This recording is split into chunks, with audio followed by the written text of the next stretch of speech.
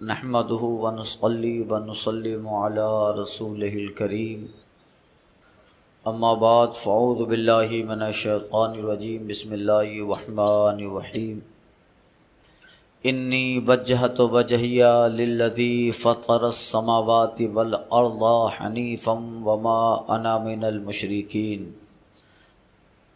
میں نے اپنا منہ اس کی طرف کیا جس نے آسمان و زمین بنائے، ایک اسی کو ہو کر، اور میں مشرکوں میں سے نہیں۔ گزشتہ آیت پاک میں چاند تاروں کی معبودیت پر تردید تھی، اب سچے معبود اللہ کی معبودیت کا اقرار اور اعلان ہے۔ یہ کلام بھی حضرت ابراہیم علیہ الصلاۃ والتسلیم کا ہے، اور آپ نے یہ کلام بھی لڑکپن شریف میں بچپنے میں اپنی قوم سے فرمایا۔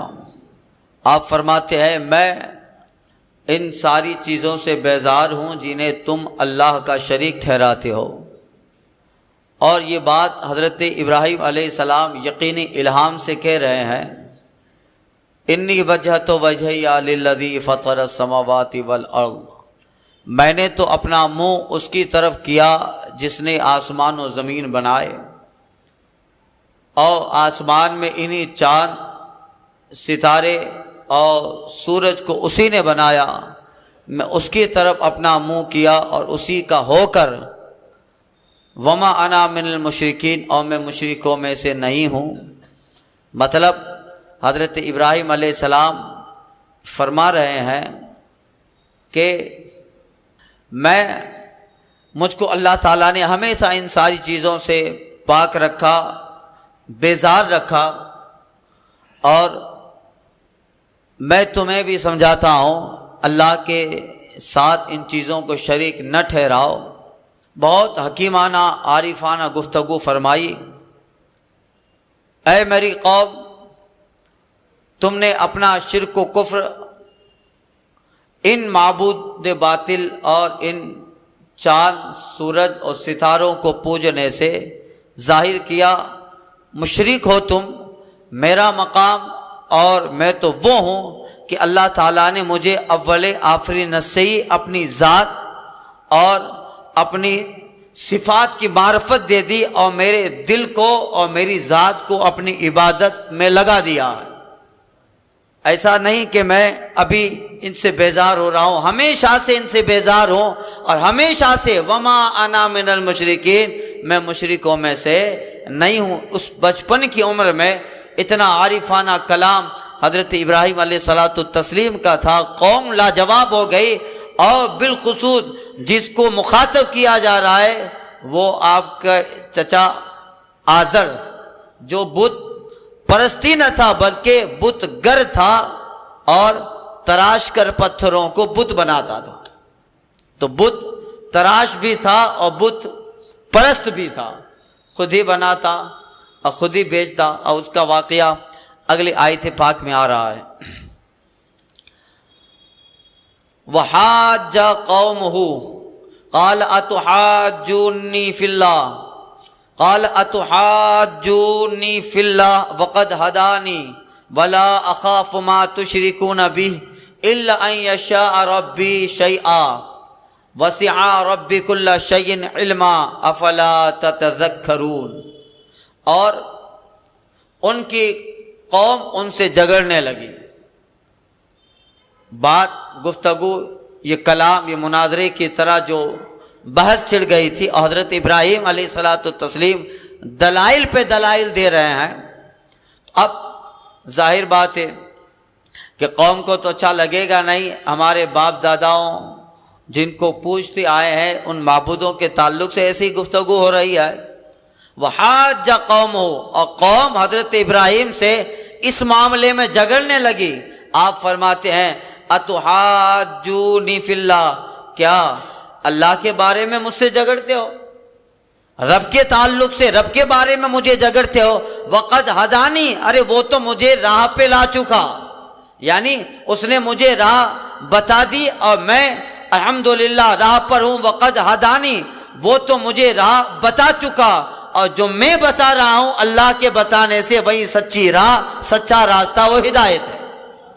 ولا اخاف، اور لوگ کہنے لگے کہ دیکھ ابراہیم تم یہ بہت غلط کر رہے ہو، ہمارے باپ دادا جن کو پوچھ دیا تمہیں معلوم نہیں ہے کہ ان بتوں کی طاقت کیا ہے، تمہیں معلوم نہیں ہے ان بتوں کی طاقت کیا ہے، تم پہ عذاب آ سکتا ہے، ناگہانی آفت آ سکتی ہے، مصیبت آ سکتی ہے، تم ان کے خلاف انہی کے سامنے ہمارے سامنے رد کر رہے ہو۔ ایک تو یہ کہ ہمارے معبود ہیں، دوسرا یہ کہ انہی کو جو ہے سامنے ہمارے مجمع میں کھڑے ہو کر ان کی تردید کرتے ہو، یہ سن رہے ہیں۔ ابراہیم جب جلال میں آ گئے تو ان کا قہر تم پہ آئے گا۔ حضرت ابراہیم کو کہہ رہے ہیں کہ یہ بھی خاموش بیٹھے ہیں، یہ خاموش بیٹھے ہیں ابھی، اور واقعات ایسے ہیں، حالات ایسے ہیں کہ جن جن لوگوں نے اس کی مخالفت کی ہے ان پہ آفتیں آ گئی۔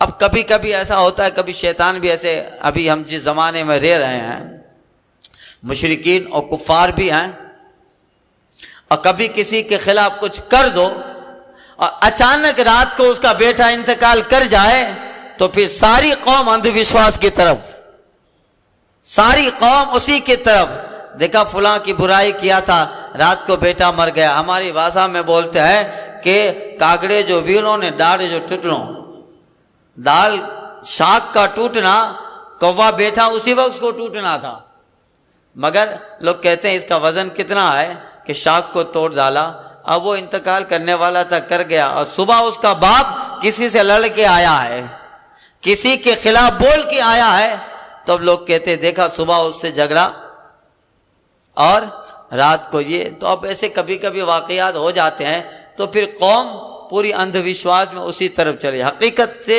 جو ہے ناشنا ہو کر تفتیش نہیں کرتی، ڈھونڈتی نہیں ہے، مگر ایسے واقعات ہوتے رہتے ہیں نا بھائی، اخباروں میں آپ دیکھتے ہیں، اور کیسے کیسے فراڈ لوگ نکل گئے ہیں ابھی تو، اللہ کی پناہ، کیا کیا کر رہے ہیں، کیسے کیسے فراڈ کر رہے ہیں، اور قوم ہے، اور بابا آتا ہے،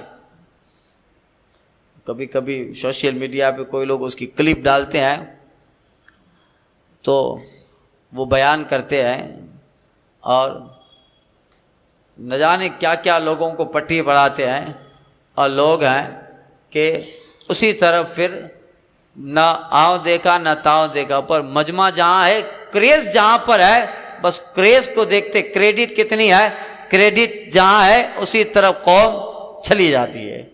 اب اس کے محفل میں ہزاروں کا مجمع ہوتا ہے تو اب لوگ تعداد دیکھ کر اسی طرف، حقیقت کبھی غور نہیں کرتے ہیں۔ اللہ تعالیٰ نے قرآن مجید میں بار بار فرمایا ہے، ایسا نہیں، مومن تو وہ ہوتا ہے جو بغیر دلیل کے اللہ کو مانتا ہے، مگر رب تعالیٰ نے بار بار قرآن میں فرمایا اگر ایسے ہی نہیں ماننا ہے تو رب نے بارہا قرآن میں کہا غور کر، فکر کر، ہماری ذات تمہاری جان میں نظر آئے گی، یہ زمین، آسمان، مخلوقات، 18,000 عالم، یہ پہاڑ، یہ جھرنا، یہ چشمے، یہ ستارے، یہ آسمان، یہ چاند، یہ سورج، یہ بغیر ستون کے آسمان کا کھڑا ہونا، یہ زمین، زمین کے ساتوں طبقات، اس سے جو ہے پانی نکلنا، زمین پر ایک دانے سے درخت اگانا، ایک دانے کا جسم میں پانی بن جانا، اسی پانی کا پیٹ میں جانا، اتنا بڑا وجود بن جانا، انسان بن جانا، غور کر تب ہمیں مان کہ ہم اللہ ہیں، میں معبود ہوں۔ مومن تو بغیر دلیل کے مانتا ہے کہ میرا رب ہے، محبوب نے کہہ دیا ہم نے مان لیا، مگر کبھی اگر دلیل کی ضرورت آئے تو اللہ نہیں فرماتا کہ ایسے نہیں، رب فرماتا ہے غور کر، وَفِي أَنفُسِكُمْ أَفَلَا تُبْصِرُونَ، تیری جان میں ہماری نشانیاں ہیں، غور کرے گا تیری جان میں ہمارے معبود ہونے کی پہچان و معرفت مل جائے گی۔ وَفِي أَنفُسِكُمْ أَفَلَا تُبْصِرُونَ، اتنا بڑا نظام ایسے ہی تو نہیں چل رہا، کوئی چلانے والا ہے، کوئی چلانے والا ہے۔ ایک کار ہم سے نہیں، جو ہے بغیر آدمی کے کار نہیں چل پائے، ایک ڈرائیور کے بغیر چھوٹی سی گاڑی نہ چل پائے، اتنا بڑا عالم چل پائے گا کسی کے بغیر چلائے؟ اتنا بڑا نظام، سورج وقت پہ مشرق سے نکلتا ہے، وقت پہ ڈوب جاتا ہے، وقت آتا ہے تو چاند آسمان پہ ظاہر ہو گیا، ستارے آ گئے، یہ سب کیا ہے؟ کوئی ذات ہے جو وقت پر اندازے سے کائنات کا نظام چلا رہی ہے۔ یہ اللہ نے بار بار اس کی طرف، تو وہ لوگ جو ہے حضرت ابراہیم علیہ السلام سے کہنے لگے کہ دیکھو تم بہت کڑوی گفتگو کر رہے ہو، یہ معبود اگر جلال میں آ گئے تو ناگہانی آفت آ جائے گی۔ حضرت ابراہیم کہتے ہیں وَلَا أَخَافُ مَا تُشْرِكُونَ بِهِ، اور مجھے ان کا ڈر نہیں ہے جن کو تم شریک ٹھہراتے ہو، ان سے نہیں ڈرتا ہوں، اس لیے کہ مجھے تو معلوم ہے یہ محض پتھر ہے جس کو میرا چچا آزر بناتا ہے، انسان کا بنایا ہوا ہے۔ تو عجیب بات ہے، انسان جس کو بناتا ہے وہ معبود بن جائے، اور بنانے والا انسان ہے، بنانے والا انسان ہے، جس نے بنایا ہے، جس کو بنایا ہے وہ معبود بن جائے، اور جس نے بنایا ہے وہ بندہ ہی رہے، وہ انسان رہے۔ آپ فرماتے ہیں مجھے اس کا ڈر نہیں ہے، وَلَا أَخَافُ مَا تُشْرِكُونَ بِهِ، تم جس کا اللہ کے ساتھ شریک ٹھہراتے ہو جسے، وَلَا أَخَافُ، میں ان سے نہیں ڈرتا۔ اب وہ بچپنے کی گفتگو ہے، 15 سال 16 سال کی آپ کی عمر ہے، اور وہ نفیس گفتگو فرما رہے ہیں۔ آپ فرماتے ہیں یہ مجھے کوئی تکلیف پہنچا نہیں پائیں گے الا ان یشاء ربی شیئا، ہاں اگر میرا رب ہی کوئی بات چاہے، اگر میرا رب ہی مجھے تکلیف اور نقصان پہنچانا چاہے تو پہنچ سکتی ہے، میرا رب نہ چاہے تو دنیا کی کوئی طاقت تمہارے معبود بھی نقصان نہیں پہنچا سکتے۔ ارے تمہارے معبود اپنا بھلا نہیں کر پاتے، نقصان کی بات تو الگ ہے۔ حضرت ابوبکر صدیق رضی اللہ تعالی عنہ کے والد گرامی ابو قحافہ حضرت ابوبکر صدیق کو لے گئے تھے خانہ کعبہ میں، یا کئی ایسی جگہ تھی جہاں ان کے خاندان کا بت تھا، کہا بیٹا ابوبکر دیکھو یہ ہمارے خاندان کا بت ہے، ہمارا معبود ہے، سجدہ کرو۔ اور یہ کہہ کر ان کے والد حضرت ابو قحافہ کسی جگہ چلے گئے، بعد میں سب ایمان لے آئے ابو قحافہ۔ تو حضرت ابوبکر صدیق بہت چھوٹے ہیں، بچپنے کا زمانہ ہے، اور دیوار میں نصب تھا، دیوار میں چنا ہوا تھا، بت جو تھا دیوار سے ملحق تھا، چنا ہوا تھا، دیواری میں تصویر بنی تھی۔ آپ دیکھنے لگے اس کو غور و فکر سے، کہ انت ربی، کیا تو میرا رب ہے؟ اچھا، آپ فرماتے ہیں اطعمنی انی جاعی، میں بھوکا ہوں چل کھانا کھلا، اطعمنی کھانا کھلا، میں بھوکا ہوں، جب رب ہے تو بندوں کو پالے گا۔ اطعمنی، کوئی جواب نہیں آیا۔ آپ فرماتے اکسینی انا عاری، میں کپڑے نہیں ہیں میرے جسم پر، چل کپڑا پہنا، کچھ تو جواب دے۔ مگر جواب کہاں سے آئے گا؟ جواب کچھ نہیں آیا۔ حضرت ابوبکر کا بچپنا ہے رضی اللہ تعالیٰ عنہ، اٹھے، آستین چلائی، چھوٹا سا پتھر پڑا تھا، اٹھایا، چل کھانا نہیں کھلا سکتا، کپڑے نہیں پہنا سکتا، پتھر دے رہا ہوں، اپنے آپ کو بچا تو سکے گا، اپنے آپ کو بچا تو لے گا۔ آپ نے چھوٹا سا کنکر اٹھایا تھا، اور 8 سال کی عمر کی جو عمر ہوتی ہے 8 سال میں، وہ کوئی اتنی بڑی عمر نہیں ہے۔ 8 سال کا بچہ، اس کے باڈی اور مسکلس میں اسٹرانگ تھروئنگ پاور بھی نہیں ہوگا کہ وہ تیزی سے کسی کو جو ہے پتھر پھینکے اور وہ مر جائے، یا دیوار میں جو نصب بت ہیں وہ ایک چھوٹے سے پتھر سے 8 سال کے بچے کے پتھر پھینکنے سے وہ نصب شدہ بت گر جائے، اتنا نہیں ہوتا۔ اگر کسی آدمی کے سر پہ بھی مارے تو زیادہ نہیں لگے گا، زیادہ سے زیادہ خون نکلے مگر مرے گا نہیں۔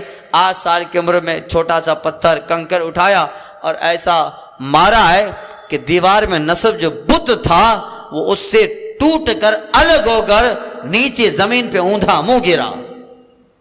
اتنے میں حضرت ابو قحافہ آ گئے، کہ یہ کیا کیا؟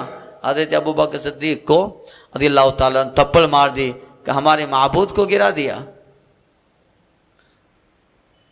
حضرت فرماتے ہیں حضرت ابوبکر صدیق یہ معبود ہے، کپڑا نہیں پہنایا، کھانا نہیں کھلایا، اپنے آپ کو نہیں بچایا، جب اپنا نقصان دفع نہیں کر سکتا تمہیں فائدہ کیا دے گا؟ تمہیں فائدہ کیا دے گا؟ اب لے گئے اپنی بیوی کے پاس حضرت ابو قحافہ کا، سنبھالو تمہارا بیٹا آج اس نے کیا کیا معلوم ہے؟ کیا کیا؟ ہمارے معبود کو پتھر مار کے گرا دیا۔ اب وہ حضرت ابوبکر صدیق رضی اللہ تعالیٰ عنہ کے بازو میں جو آپ نے قوت سے پتھر پھینکا تھا، وہ نیچرل طاقت نہیں تھی، وہ ایمانی طاقت تھی۔ ایمانی طاقت ایک ہوتی آدمی کی نیچرل طاقت، اس کا فطری پاور ہوتا ہے اس کے بازوؤں میں، وہ ہوتا ہے ایک ایمانی پاور، قدرت کی عطا کردہ طاقت ہوتی ہے، تو وہ حضرت ابوبکر صدیق میں تھی۔ اسی ایمانی بازو سے ایک چھوٹا سا پتھر دیا کہ دیوار میں نصب شدہ بت وہ کٹ کر الگ ہو کے زمین پہ اوندھا منہ گرا۔ تو یہ اللہ تعالیٰ ایک الگ طاقت دیتا ہے۔ اتنی سی کنکری میں طاقت نہیں ہوتی، اگر آسمان سے بھی گرے آپ کے سر پہ تو نہ سر پھوٹے نہ ہم مریں، مگر ابابیل کے چونچ میں اللہ نے چھوٹی سی کنکری دی تھی، اور ابرہا کا لشکر جو کعبہ گرانے آیا تھا، کعبے کو ڈھانے آیا تھا، اللہ نے کہیں سے بادلوں کے ہواؤں کے دوش پر ایک جماعت ابابیل، چھوٹا سا فاختہ کی شکل کا چھوٹا سا پرندہ ہوتا ہے، اس کے چونچ میں اللہ تعالیٰ نے ایک ایک چھوٹا سا کنکری سا پتھر رکھا تھا۔ اڑتے اڑتے سارے پرندے آئے، اور ابرہا کا سارا لشکر جو تھا، ایک ایک لشکر پر ایک پرندہ وہ چھوٹا سا کنکر ڈالتا تھا، وہ گرتا تو پورے دماغ، سر اور جسم کو چیرتا ہوا ابرہا کا ساتھی اور اس کا سپاہی جس ہاتھی پہ اور سواری پہ سوار ہوتا، وہ بالکل اس کے جسم کو چیرتا ہوا سواری کے نیچے سے وہ پتھر گزر جاتا۔ تو یہ ایک کنکری چھوٹا سا پتھر کا حصہ تھا، مگر اللہ نے اس میں طاقت ڈال دی تھی۔ اور پھر اللہ تعالیٰ ان قدرتوں کا مالک ہے، آپ اندازہ لگائیے، پرندے کو اللہ تعالیٰ نے وہ پتھر دیا تھا، چونچ میں رکھا، اور اس پتھر پہ لکھا ہوا تھا کہ فلاں بن فلاں پہ پھینکنا ہے، یہ فلاں بن فلاں پہ پھینکنا ہے۔ بتائیے جب رب کرم کرتا ہے تو پرندے کو بھی پڑھنا آ جاتا ہے۔ پرندے کو کیسے پتہ چلا کہ میرے چونچ میں جو پتھر ہے اس پہ کس کا نام لکھا ہے؟ روایت میں آتا ہے کچھ لشکر کے سپاہی جو تھے اسی گہما گہمی حالت سے بھاگ کر، ایک آدمی ایسا تھا جو شام چلا گیا، ملک شام چلا گیا اور پہاڑ کے اندر ہو گیا، چلا گیا غار کے اندر کہ اب یہاں تو کوئی نہیں آئے گا جو پتھر پھینکے گا پرندہ۔ وہ پرندہ مکہ سے اڑتا ہوا شام گیا، اس غار میں گھسا اور اس کے سر پہ وہ پتھر ڈالا، تب اپنی ذمہ داری سے وہ سبکدوش ہوتا ہے۔ اس کو پتا تھا اس کنکری پہ کس کا نام لکھا ہے اور کس پہ مجھے پھینکنی ہے۔ رب جب کرم کرتا ہے تو پرندے کو بھی علم و تعلیم سے آشنا کر دیتا ہے۔ اللہ اللہ، تو یہ کرم کی باتیں ہیں۔ خیر، تو وہ ایمانی طاقت، ایمانی پاور ایک الگ ہوتا ہے۔ حضرت ابراہیم علیہ السلام کہتے ہیں وَلَا أَخَافُ مَا تُشْرِكُونَ بِهِ، تم جس سے ڈراتے ہو میں اس سے ڈرنے والا نہیں ہوں، اور یہ لوگ مجھے، یہ چیزیں مجھے نقصان نہ پہنچائے گی، إِلَّا أَن يَشَاءَ رَبِّي شَيْئًا، ہاں اگر میرا رب ہی کچھ بات چاہے، رب چاہے تو پھر الگ بات ہے، مگر رب نہ چاہے تو یہ مجھے نقصان نہ پہنچا پائیں گے۔ اور واقعہ یہ ہوا تھا کہ حضرت ابراہیم علیہ السلام کا جو چچا تھا آزر، بت ساز بھی تھا، وہ بت فروش بھی اور بت پرست بھی، بت پوجتا بھی تھا، بت بناتا بھی تھا، بت بیچتا بھی تھا، بت ساز بھی، بت فروش بھی اور بت پرست بھی۔ اب حضرت ابراہیم علیہ السلام نے جب ایک مرتبہ سب قوم کے لوگ جمع تھے، اور آپ اسی طرح کرتے تھے تاکہ یہ لوگ سمجھیں کہ یہ کچھ نہیں ہے۔ ایک مرتبہ ایسا ہوا کہ آپ کا چچا وہ آزر بت بنا رہا تھا اور بت کچھ رکھے تھے بنے ہوئے۔ ایک بار اس کے بت کو حضرت ابراہیم علیہ السلام نے اپنے ہاتھ میں لے لیا، آگے پیچھے دائیں بائیں سب دیکھا، اور بازار کا علاقہ تھا، دکانیں لگی تھی۔ حضرت ابراہیم علیہ السلام دکانوں کے قریب گزرتے گئے اور آپ اعلان کرتے گئے، بت ہاتھ میں، آپ فرماتے ہیں کون ہے جو اس کو خریدے گا؟ کون ہے جو ایسی چیز خریدے جو صرف نقصان دیتی ہے، نفع بالکل نہ دے؟ کوئی خریدے گا؟ اسی بازار میں بت لے کر کہ چاہیے کسی کو ایسی چیز بیچ رہا ہوں جو صرف نقصان دیتی ہے، نفع نہ دے، اور اگر کوئی اس کو مانے تو دین و دنیا دونوں برباد ہو، خرید لو یہ۔ اب اعلان کرتے جا رہے ہیں، اب کوئی خریدے گا کیا؟ کسی نے نہیں خریدا، آپ واپس لوٹے۔ آپ وہی بت کو لے کر حضرت ابراہیم علیہ السلام ایک نہر کے کنارے پر تشریف لے گئے، اور وہاں بھی قوم کے بہت سارے لوگ جمع تھے۔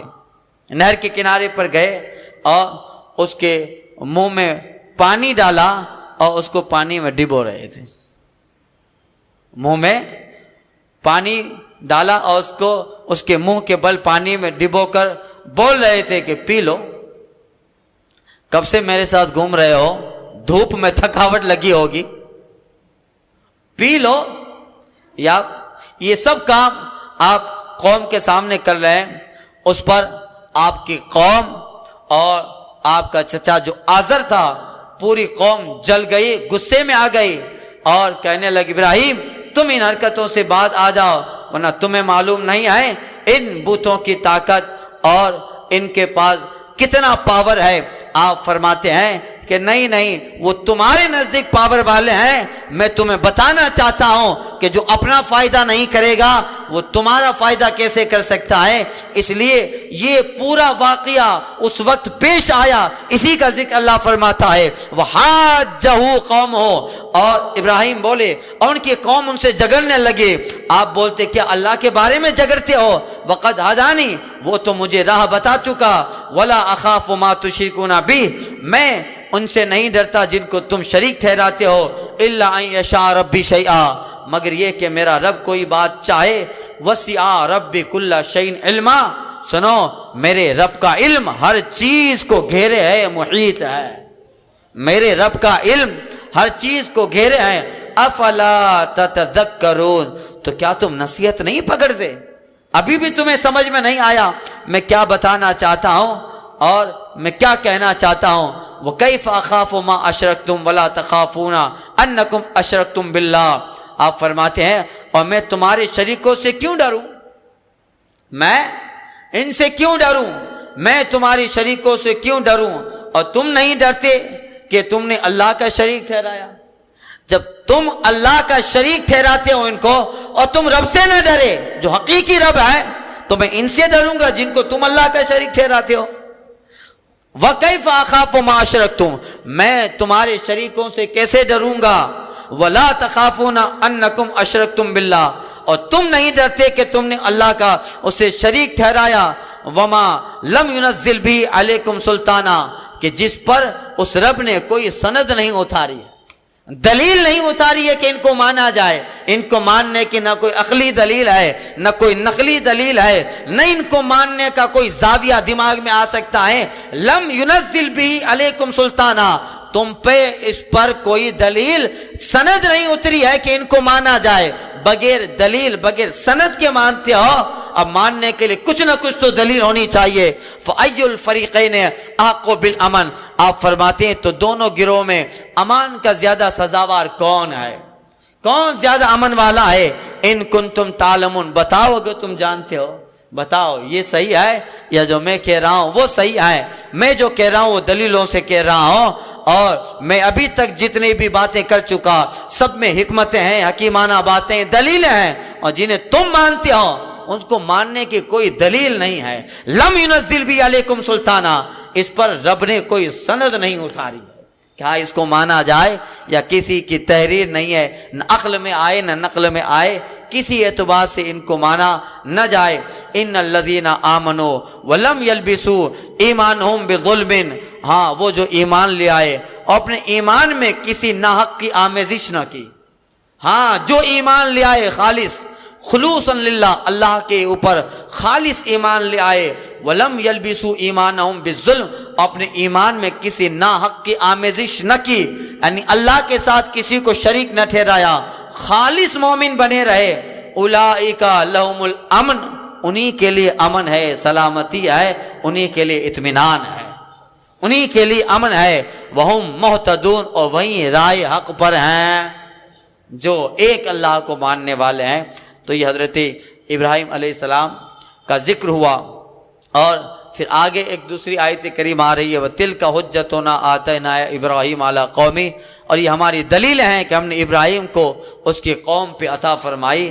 اب ایک اور بات کا یہاں پر ذکر ہوگا، پھر آگے جو ہے حضرت ابراہیم علیہ السلام کا مناظرہ نمرود کے دربار میں جو ہوتا ہے، اور پھر آپ وہاں جو دلیل قائم کرتے ہیں وہ، اور انشاءاللہ تعالی چونکہ ذی الحجہ کا مہینہ ہے، کچھ دنوں کے بعد عید الاضحیٰ ہے، اور اس عید کو بھی حضرت ابراہیم علیہ السلام سے نسبت ہے، تو اتفاق، حسن اتفاق کہیے کہ عید کا دن ہے اور بیان بھی حضرت ابراہیم کا شروع ہوا ہے۔ انشاءاللہ کل اس مناسبت سے انشاءاللہ حضرت ابراہیم علیہ السلام کو اللہ تعالیٰ نے 3 جگہوں پہ آزمایا تھا، بڑی کٹھن جگہ تھی، مگر حضرت ابراہیم علیہ السلام اس پہ بہت کامیاب ہوئے۔ اللہ نے ان کے تعلق سے ارشاد فرمایا، اذ قال لہ رب اسلم قال اسلمت لرب العالمین، اور جب ان کے رب نے کہا ابراہیم گردن جھکا، حضرت ابراہیم نے فوراً فرما برداری کی اور رب کے حکم کو بجانے کی فکر میں لگ گئے۔ انشاءاللہ تعالی آئندہ کے درس